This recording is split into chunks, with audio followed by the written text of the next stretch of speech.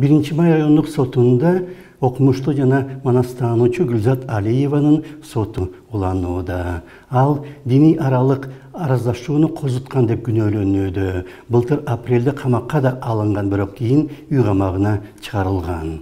Сотто сүйлөгөн сөзүндө Алиева өз турумун илимий факттар менен жактап жатат. Бирок эң негизгиси анын динчилерге карата сыны жооп катары башталган. Анткени беркилер Ноорус менен Жаңы жылды майрамдабагыла, динге каршы чыккандарды өлтүрүш керек деп, алар менен макул болбогондорду уят сөздөр менен сөгүп, манасты дагы мазактаган.